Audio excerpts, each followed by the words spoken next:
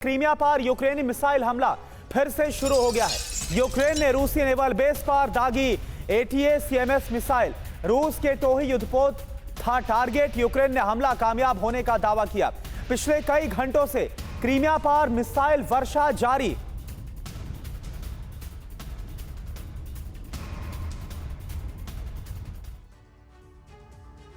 Crimea में Ukraine तभी से भीषण हमले कर रहा है जब से उसे अमेरिका ने लंबी दूरी तक मार करने वाली मिसाइल ATACMS की खेप दी है। पिछले 6 दिनों से यूक्रेनी फोर्स इसी अमेरिकी मिसाइल से रूस के आन बान और शान क्रीमिया में तबाही मचा रहा है। बीती रात क्रीमिया में यूक्रेन के विस्फोट में रूस को बहुत बड़ी चोट पहुंची है। रूस के 6 फाइटर जेट जल गए। इसके बाद रूस ने ओडेसा में जो कुछ किया उससे यूक्रेन में त्राहिमाम मचा हुआ है। रूस का क्रीमिया और यूक्रेन का ओडेसा, इन दोनों शहरों में 150 घंटों से विनाश की बहुत बड़ी अग्नि भड़की है।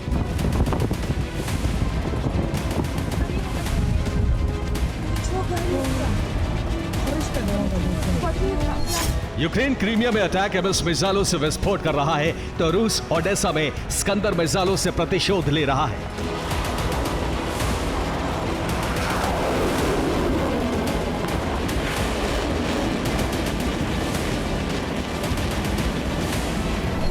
रूस और यूक्रेन में इस वक्त ATACMS और स्कंदर मिसाइलों से विध्वंसक जंग हो रही है।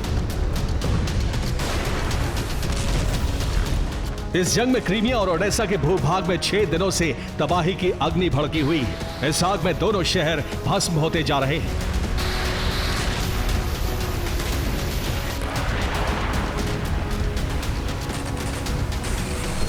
क्रीमिया में यूक्रेन का ATACMS ऑपरेशन किस तरह से सफल हो रहा है और यहां यूक्रेन के घातक एयर डिफेंस किस तरह से नाकाम हो रहे हैं, सबसे पहले यह जानना जरूरी है।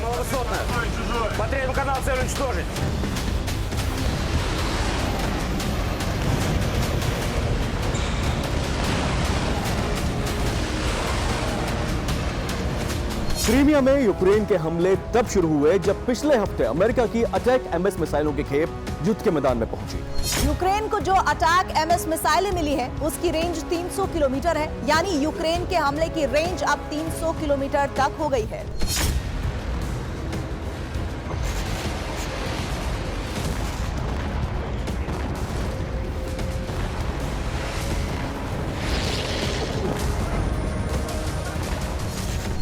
यूक्रेनी रक्षा मंत्री सारेस्की ने क्रीमिया विध्वंस का प्लान पहले से ही तैयार कर रखा था। ATACMS मिसाइलें मिलते ही यूक्रेनी फोर्स ने सोमवार को ऑपरेशन क्रीमिया लॉन्च कर दिया।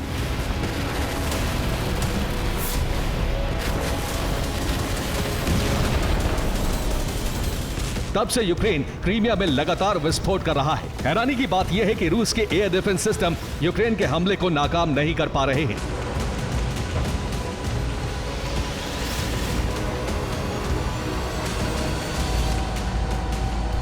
यूक्रेन के ATACMS आक्रमण लगातार सफल होते जा रहे हैं।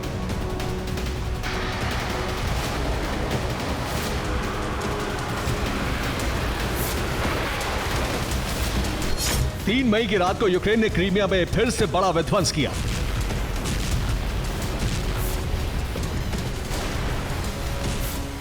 इस बार भी यूक्रेन ने क्रीमिया में ATACMS मिसाइलों की वर्षा की।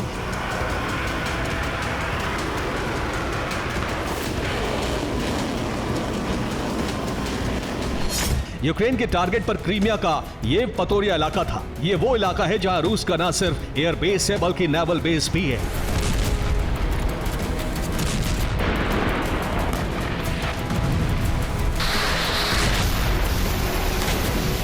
यूक्रेन ने दावा किया है कि उसने रूसी एयरबेस और नेवल बेस पर 4 ATACMS मिसाइलें दागी और सभी मिसाइलें टारगेट को हिट करने में कामयाब रही।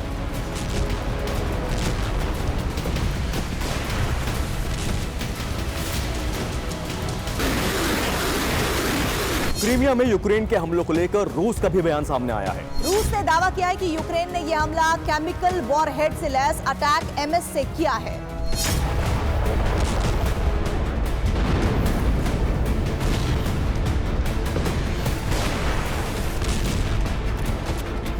रूस ने यह भी दावा किया है कि यूक्रेन का यह हमला नाकाम हो गया। रूसी एयर डिफेंस ने यूक्रेन के चारों ATACMS मिसाइलों को आसमान में ही ढेर कर दिया।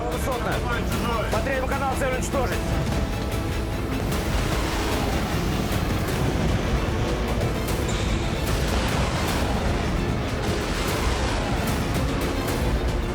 लेकिन कई रिपोर्ट्स में यह दावा किया गया है कि यूक्रेन का यह हमला पूरी तरह कामयाब रहा। अटैक एमएस विस्फोट में रूसी सेना को बहुत बड़ा नुकसान पहुंचा है।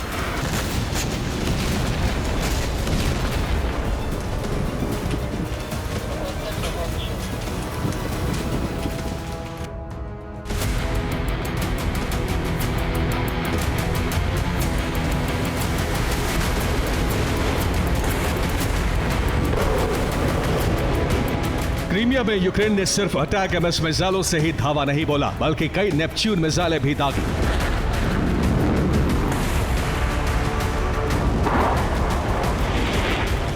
यूक्रेन के अटैक एमएस और नेपच्यून हमले सफल रहे, इसको लेकर सैटेलाइट सबूत भी आ गया है। यह तस्वीर planet.com ने जारी की है। इस तस्वीर से पता चलता है कि यूक्रेन ने इन 6 जगहों पर हमला किया। ये वही 6 जगह हैं जहां पर यूक्रेन की अटैक एमएस और नेपच्यून मिसाइलें आकर गिरी।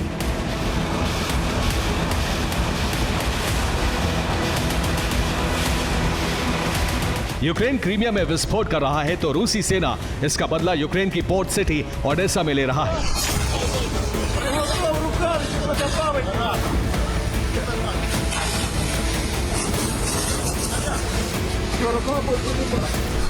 हर तरफ आग और धुआं,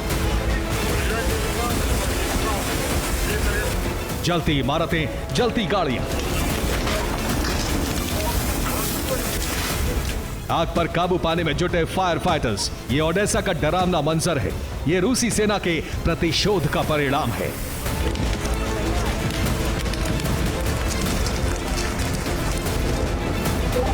रूसी सेना ने ओडेसा में स्कंदर मिसाइलों से एयर स्ट्राइक को अंजाम दिया।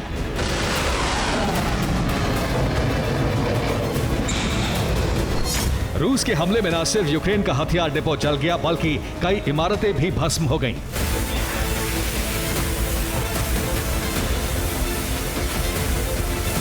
यूक्रेन के हथियार डिपो में 24 घंटे में भीषण आग लगी हुई है। आग को अब तक शांत नहीं किया जा सका है।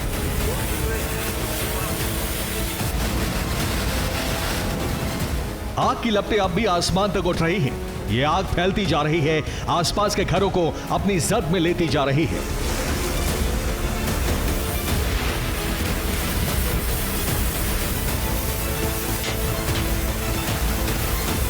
क्रीमिया में यूक्रेन अमेरिकी अटैक एमएस से हमले कर रहा है।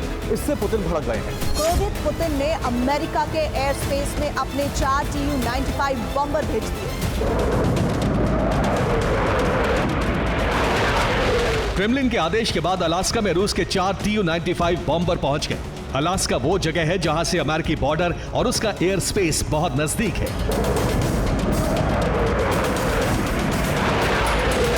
रूसी बॉम्बर ने अमेरिकी बॉर्डर के पास पहुंचकर बाइडेन और उनकी ब्रिगेड को आसमान से चेतावनी दी। अलास्का में रूस के 4 बॉम्बर पहुंचे तो अमेरिका में हड़कंप मच गया। अमेरिका ने कई F-16 फाइटर जेट भेजकर रूसी बॉम्बर को घेर लिया। हवा में काफी देर तक अमेरिका और रूसी फाइटर जेट के बीच आमना सामना होता रहा। आखिर में रूसी बॉम्बर वापस लौट गए और इस तरह 2 महाशक्तियों में बहुत बड़ी जंग टल गई। क्रेमलिन का गुस्सा यही शांत नहीं हुआ। रूसी विदेश मंत्रालय की प्रवक्ता मारिया ज़खारोवा ने कहा है, अगर क्रीमिया पर हमला हुआ तो रूस, अमेरिका, ब्रिटेन और यूरोपियन यूनियन पर स्ट्राइक करेगा। यूक्रेन लगातार क्रीमिया और रूस की ब्लैक सी फ्लीट को टारगेट कर रहा है, लिहाजा पुतिन ने काला सागर में अपनी रणनीति बदल दी है। ब्लैक सी में रूस सीक्रेट पोर्ट बना रहा है।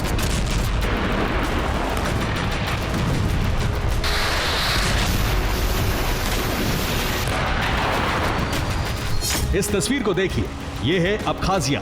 रूस ने यहीं पर सीक्रेट तरीके से पोर्ट बना लिया है। इसी पोर्ट पर उसने अपने बेस और युद्धपोत को शिफ्ट कर दिया है। काला सागर में रूस अब इसी बेस से नेवल ऑपरेशन को अंजाम दे रहा है। अबखाजिया से ही यूक्रेन के ओडेसा में मिसाइलों की बरसात की जा रही है। जाहिर है रूस की तैयारी पूरी हो चुकी है। अगर क्रीमिया में हमले नहीं रुके, अगर क्रीमिया में बहुत बड़ा विध्वंस हुआ, तो रूस अमेरिका और ब्रिटेन को भी तबाह करने की तैयारी कर चुका है। Bureau report, TV9 Bharatvarsh. Crimea में यूक्रेनी हमले का अपडेट है। रूस के डिफेंस सिस्टम को निशाना बनाया गया। रूस के S-400 सिस्टम को नुकसान हुआ है। रूस को बड़े नुकसान की इस हमले में आशंका है।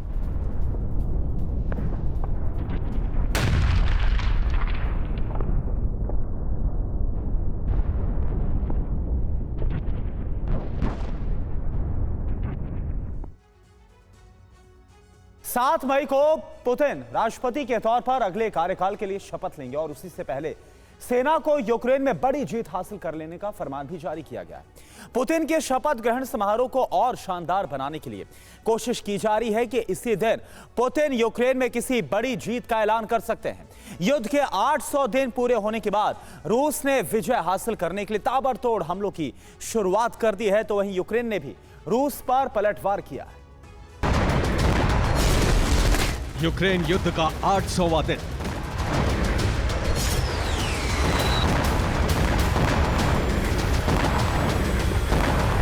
लेकिन सबसे अहम है युद्ध का 803वां दिन और 805वां दिन, क्योंकि इन 3 दिनों में रूस की सेना को परिणाम देना है।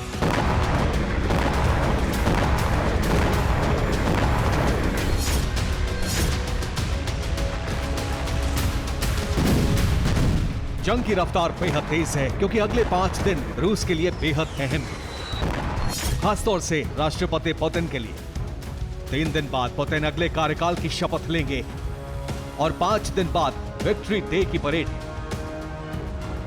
ये 2 दिन जब पुतिन मंच से देश की तरक्की, कामयाबी और शौर्य का बखान करते हैं।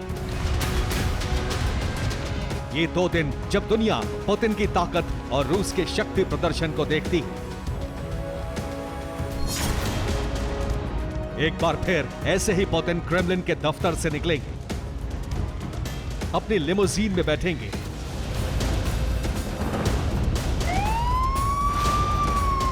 राष्ट्रपति के अगले कार्यकाल की शपथ लेने जाएंगे।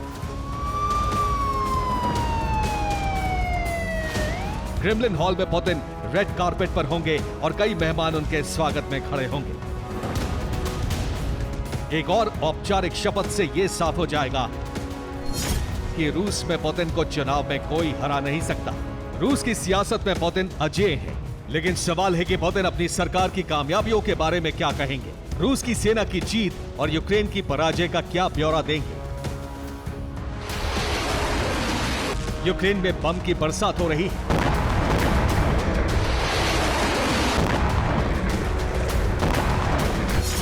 और मॉस्को में 7 और 9 मई के समारोह की तैयारी।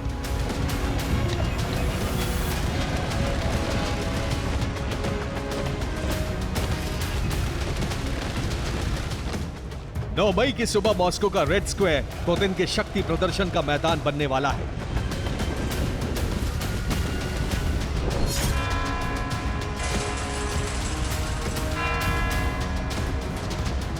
हर साल की तरह 9 मई को भी मॉस्को के रेड स्क्वायर पर द्वितीय विश्व युद्ध का विजय दिवस मनाया जाएगा।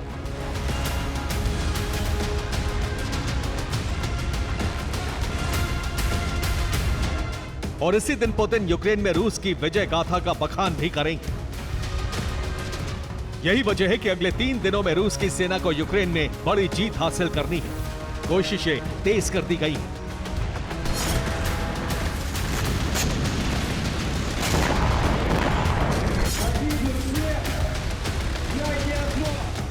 क्रेमलिन से कमांडर्स को ऑर्डर आया है और कमांडर उससे वॉर में लड़ रहे सैनिकों तक पहुंचा रहे हैं।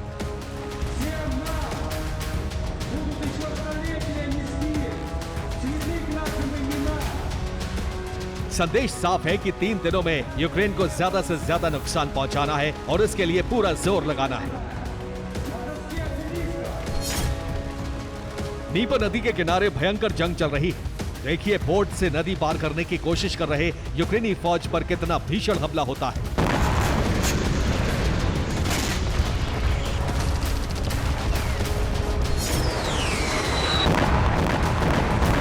रूस अब दीपका पर कब्जे के करीब है, लेकिन यहां यूक्रेन ने क्लस्टर प्रहार से बाजी पलटने की कोशिश की है। दूसरी तरफ चासिव यार बाखमुत की तरह ही खाली करा लिया गया है। और इतना निश्चित है कि पुतिन इस बार चासिव यार और अवदीपका से रूसी कब्जे का ऐलान कर सकते हैं।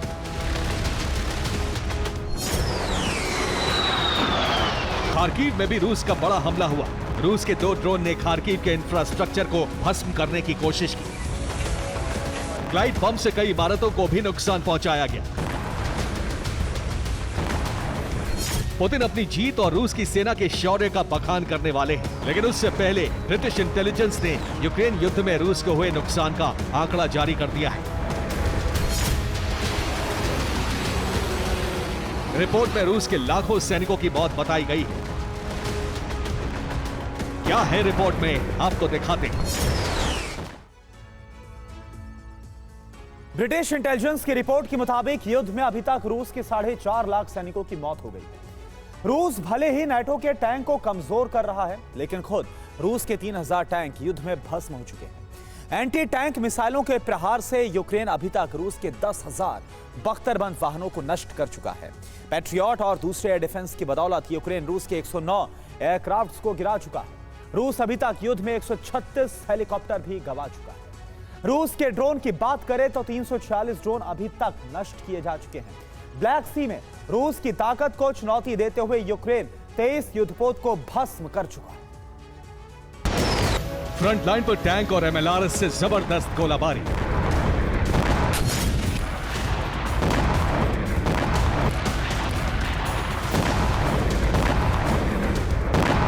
कामिकाज़े ड्रोन से यूक्रेन के शहरों पर प्रहार और मिसाइलों से हथियारों का सर्वनाश। रूस पूरी कोशिश कर रहा है कि यूक्रेन के दक्षिणी हिस्से और पूर्वी हिस्से पर कब्जे का दायरा बहुत बड़ा हो सके, लेकिन यूक्रेन भी पलटवार कर रहा है।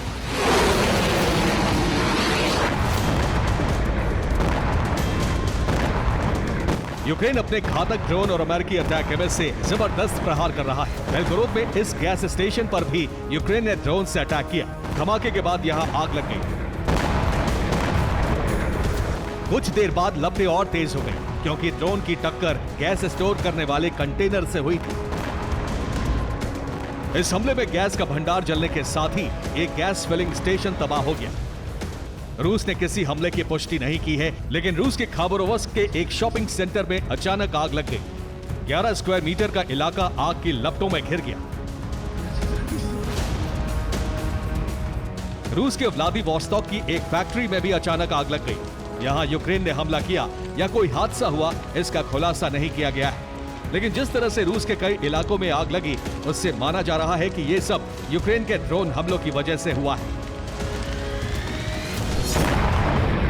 ये वीडियो रूस के एक सैन्य मोर्चे का है। जगह का खुलासा नहीं किया गया है, लेकिन दावा है कि यूक्रेन की 35वीं मरीन कोर ने रूस के सैन्य अड्डे को भस्म कर दिया। देखिए जंग के मैदान में कैसे यूक्रेन के ड्रोन रूसी टैंकों का पीछा कर रहे हैं और उन्हें नष्ट कर रहे हैं। ये तमाम वीडियो रूस की 3 दिनों में बड़ी जीत हासिल करने की उम्मीदों पर पानी फेर रहा है। यूक्रेन का सबसे बड़ा हमला तो लुहांस्क में हुआ। अमेरिकी अटैक एमएस मिसाइल से यूक्रेन ने एक ट्रेनिंग ग्राउंड पर हमला किया। क्लस्टर विस्फोट की वजह से यहां कई धमाके हुए।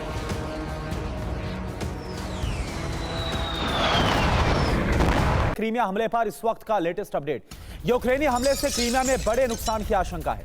नेवल बेस पर नजर आ रही आग की लपटें। नेवल बेस पर फायर ब्रिगेड टीम भेजी गई है। रूसी युद्धपोत में बड़े नुकसान की आशंका है। Вот зря мы сюда пошли, там осколки, блин, летят. Поэтому говорю голову. Нифига себе! अगर ज़ेलेंस्की अमेरिका से मिले हथियारों की खेप से खुश है, तो यह खुशी ज्यादा दिन नहीं टिकने वाली, क्योंकि पुतिन ने ऐसा जाल बिछा दिया। न सिर्फ यूक्रेन बल्कि यूक्रेन के वो तमाम मददगार एक बड़े खतरे में घिर चुके हैं। पुतिन के प्रॉक्सी उन देशों में जा घुसे हैं जो यूक्रेन को हथियार भेज रहे हैं। यानी अब रूस यूक्रेन पर तो हमला कर ही रहा है, साथ ही नाटो देशों में घुसकर विस्फोट कर रहा है। पुतिन ने प्रॉक्सी एजेंट पूरे यूरोप में फैल चुके हैं। पुतिन के प्लान से इतना खौफ फैल चुका है कि अब यूक्रेन को मदद करने से कई देश हाथ खींचने लगे हैं। यानी अब रूस और नाटो सीधे टकराने वाले हैं, जिससे यूरोप में एटमी जलजला आना तय माना जा रहा है। अब पुतिन ने नया दांव चला है, एकदम ईरान स्टाइल में।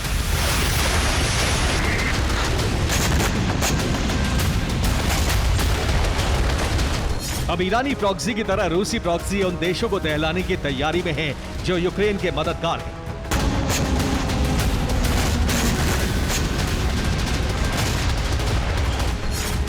और ये वीडियो इसकी तस्दीक कर रहा है। बताया जा रहा है कि जर्मनी की फैक्ट्री में रूसी प्रॉक्सी ने हमला किया, जिससे फैक्ट्री जल उठी। जिस फैक्ट्री में आग लगी, ये जर्मनी की बड़ी डिफेंस फैक्ट्री है। बर्लिन के इस फैक्ट्री में एयर डिफेंस सिस्टम बनाए जाते हैं, जिसमें IRIS-T यूक्रेन में इस्तेमाल किया जा रहा है। इस फैक्ट्री में आग लगने से जर्मनी को बड़ा नुकसान हुआ है। पुतिन का प्रॉक्सी मॉडल ईरानी प्रॉक्सी जैसा है, बस अंतर इतना है, ईरानी प्रॉक्सी के लड़ाके खुलकर इजराइल और अमेरिका के खिलाफ युद्ध लड़ रहे हैं, जबकि रूसी प्रॉक्सी के एजेंट छुपकर अपना काम कर रहे हैं। बताया जा रहा है रूसी प्रॉक्सी मॉडल के तहत पुतिन के एजेंट पूरे यूरोप में फैले हुए हैं। उनके टारगेट पर वो तमाम देश हैं जो यूक्रेन की सैन्य मदद कर रहे हैं।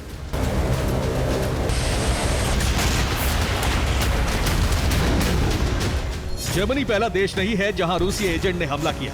इससे पहले ब्रिटेन और अमेरिका की फैक्ट्री में भी हमले हुए। उनमें भी रूस के एजेंट का नाम सामने आया है, लेकिन साफ तौर पर नेटो ने इस पर कोई बयान जारी नहीं किया है। दरअसल पुतिन ने प्रॉक्सी मॉडल क्यों तैयार किया, वो समझिए। यूक्रेन को सैन्य मदद रोकी जा सके, इसके अलावा उन फैक्ट्रियों को निशाना बनाया जा सके जहां से हथियार यूक्रेन पहुंचाए जा रहे हैं। इतना ही नहीं, रूसी एजेंट के हमला करने से रूस का सीधा नाम नहीं आएगा। पुतिन के एजेंट एक साथ कई देशों में बड़ा हमला कर सकते हैं।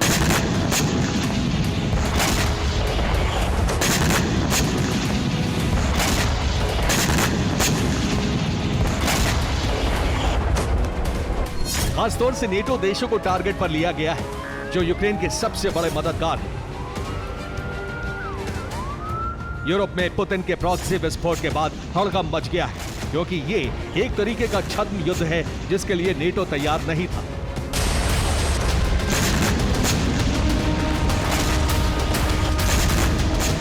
अब नेटो का फोकस शिफ्ट हो सकता है। उसके सामने पहला चैलेंज पुतिन के प्रॉक्सी के हमले रोकना हो गया है। अब अगर नाटो देश यूक्रेन को हथियार सप्लाई करेंगे तो पुतिन के एजेंट इसी तरह हमले करेंगे। ऐसे में नाटो देश यूक्रेन को सैन्य मदद के नाम पर बंटने लगे हैं।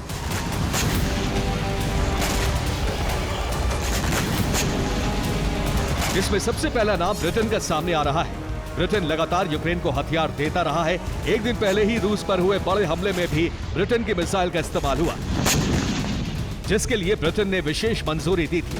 लेकिन यूक्रेन में सेना उतारने पर ब्रिटेन पीछे हट रहा है। इसका इशारा कीव दौरे पर गए ब्रिटेन के विदेश मंत्री डेविड कैमरून ने दिया।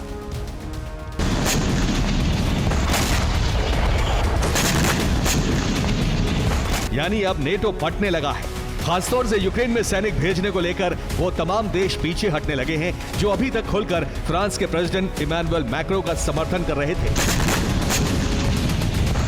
लेकिन रूस के प्रॉक्सी के हमले के बाद एक खौफ पैदा हो गया है, क्योंकि पुतिन कभी भी किसी भी नेटो देश पर हमला कर सकते हैं।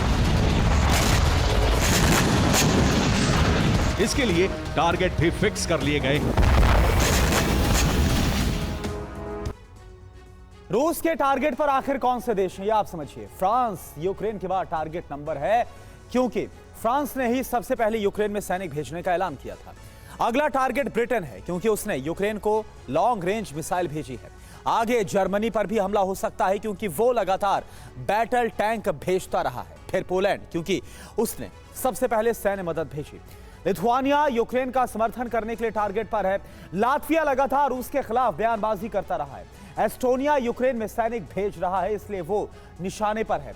फिनलैंड नाटो का सदस्य बना और स्वीडन भी नाटो की सदस्यता हासिल करने पर रूस के टारगेट पर आ चुका है।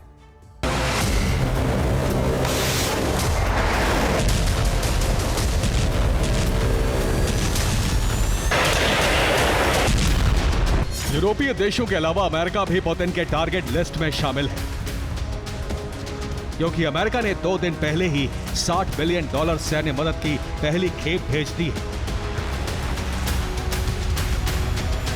जिससे ज़ेलेंस्की बेहद खुश है और रूस पर ताबड़तोड़ हमले कर दिए।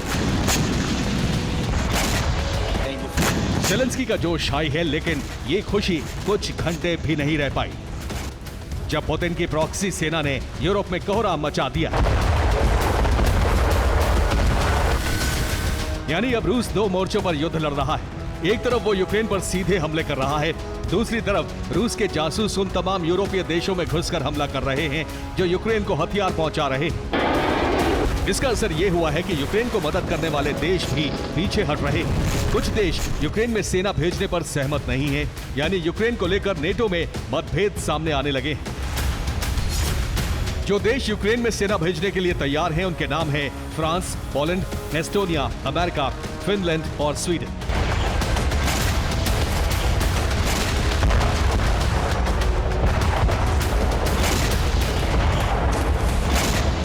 जबकि उन देशों के नाम सुन लीजिए जो इस फैसले से कदम पीछे हटा रहे हैं। ब्रिटेन, जर्मनी, हंगरी, लिथुआनिया और लातविया।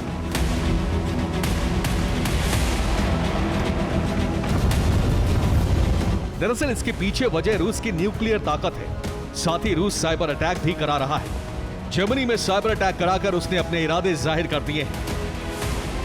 दूसरी तरफ हंगरी ने नेटो से यूक्रेन को 5 साल में $100 बिलियन की मदद से हाथ पीछे खींच लिए। हंगरी के विदेश मंत्री पीटर जिजरेतो ने ऐसा करना रूस के साथ विध्वंसकारी युद्ध की शुरुआत बताया है। उन्होंने कहा है, हमें शांति के साथ युद्ध विराम का हल खोजना चाहिए, लेकिन हालात तब और बिगड़ेंगे जब नेटो खुद यूक्रेन को सैन्य मदद पहुंचा रहा है। ये एक पागलपन है।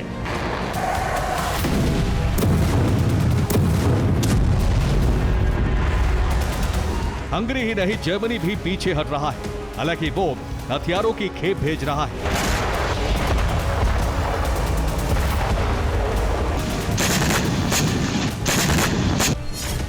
जर्मनी ने एयरबॉर्न मिसाइल सिस्टम और कॉम्बैट हेलीकॉप्टर कुछ दिन पहले ही भेजे हैं। साथ ही इस साल के आखिर में 6 TRML-4D मोबाइल रेडार सिस्टम भेजने वाला है। जबकि ब्रिटेन के पेव वे 4 बम की पहली खेप जल्द भेजी जाएगी। इटली सैम्प डिफेंस सिस्टम भेजने जा रहा है।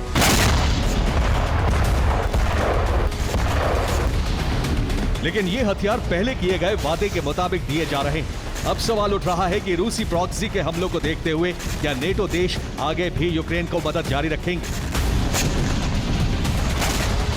अगर उन्होंने ऐसा किया तो यूरोप को सुलगने से कोई नहीं रोक सकता, क्योंकि पुतिन आग बबूला होकर एटमी हथियारों का इस्तेमाल जरूर कर सकते हैं।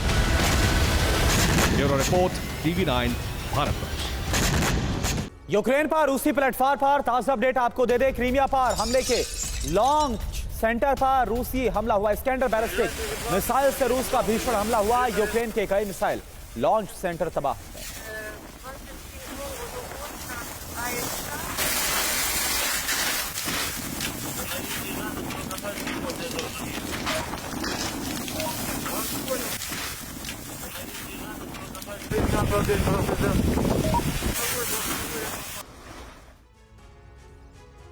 पुतिन ने नेटो की साख को गिराने के लिए एक प्रदर्शनी का आयोजन करवाया है। मॉस्को में हुई इस प्रदर्शनी में यूक्रेन से जब्त टैंक, बख्तरबंद वाहन को रखा गया है। दुनिया भर में नेटो के हथियारों को कमजोर साबित करने के लिए 50 देशों को प्रदर्शनी में आने का न्योता भी भेजा गया है।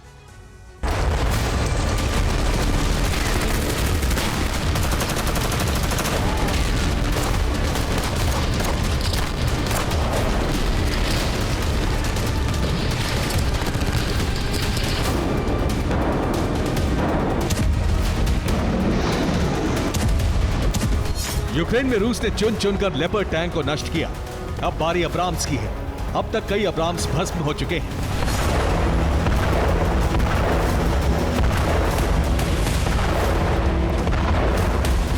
नेटो देशों से बख्तरबंद लड़ाकू वाहन और टैंक का बड़ा जखीरा यूक्रेन भेजा गया था, लेकिन अब यूक्रेन के पास गिनती के कुछ टैंक और वाहन बचे हैं। वजह है रूस का वो मिशन जिसके तहत नेटो के वाहन और टैंकों को तलाश कर तबाह कर दिया जा रहा है।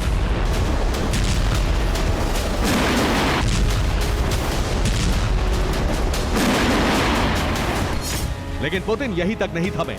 कुछ दिन पहले आई इन तस्वीरों को देखिए। युद्ध में जब्त टैंक और बख्तरबंद वाहनों को मॉस्को तक लाया गया। क्रेन से उठाकर टैंकों को विक्ट्री पार्क में रखा गया। रिपोर्ट यही थी कि विक्ट्री डे यानी 9 मई को रूस के लोग सेना की जांबाजी देख सकेंगे। लेकिन पुतिन तो पुतिन है, उन्होंने इससे भी बड़ी प्लानिंग की थी, जिसका खुलासा अब हुआ है। ये तस्वीरें देखिए। रूस की जमीन पर विदेशी मेहमानों की भीड़ है। पुतिन ने 50 से अधिक देशों को न्योता दिया। विदेशी मेहमानों को नेटो के भस्म टैंक दिखाए। नेटो के हथियारों को कमजोर बताया गया। नेटो देशों के दावों को रूस ने झूठा करार दिया। विक्ट्री पार्क की इस प्रदर्शनी में नेटो के टैंक पर उनके नाम और उसे बनाने वाले देश का नाम लिख दिया गया है। रूस के लोगों ने इसके साथ तस्वीरें खिंचवाई। रूस की तरफ से विदेशी मेहमानों को यह बताया गया कि नेटो देश अपने हथियारों को लेकर जो दावे करते हैं उसकी सच्चाई सामने आ चुकी है। रूस ने अपने हथियारों को बेहद ताकतवर और मजबूत बताते हुए ये दावा किया है कि नेटो के टैंक युद्ध में अधिक दिनों तक टिक नहीं सके। रूस के इन दावों का बड़ा असर हो सकता है। हथियार बनाने वाली कंपनी के शेयर गिर गए। दुनिया में हथियारों की डिमांड कम हो सकती है। रूस के हथियारों का कारोबार बढ़ सकता है।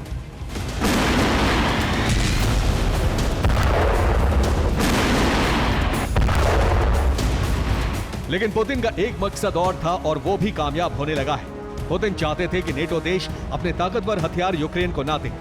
रूस की प्रदर्शनी का असर है या फिर कुछ और, जर्मनी ने यूक्रेन को टॉरस देने से मना कर दिया है। अमेरिका भी अब यूक्रेन को और अधिक अब्राम्स की सप्लाई नहीं करेगा।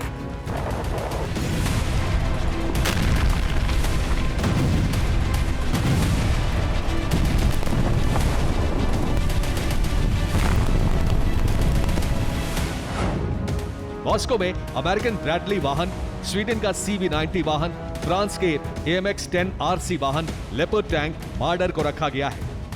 इन सभी हथियारों के दम पर ही यूक्रेन ने रूस से मुकाबला किया और अभी भी युद्ध में बना हुआ है। अगर इन हथियारों की सप्लाई पूरी तरह से बंद हो गई तो यूक्रेन की मुश्किलें बढ़ सकती हैं। रिवर्स इंजीनियरिंग की वजह से भी नेटो देश यूक्रेन में हथियार भेजने से पीछे हट रहे हैं।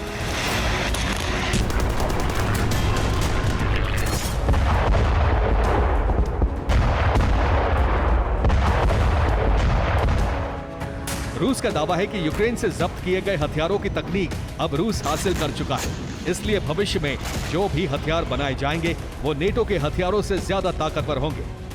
रूस की यह प्रदर्शनी 9 मई तक चलेगी। मॉस्को की प्रदर्शनी से दुनिया को संकेत दिया गया है कि नेटो के घातक हथियार रूस की सेना का कुछ नहीं बिगाड़ सके। पुलिस के शपथ समारोह के दौरान भी इन्हीं हथियारों से सरकार की कामयाबी का बखान किया जाएगा।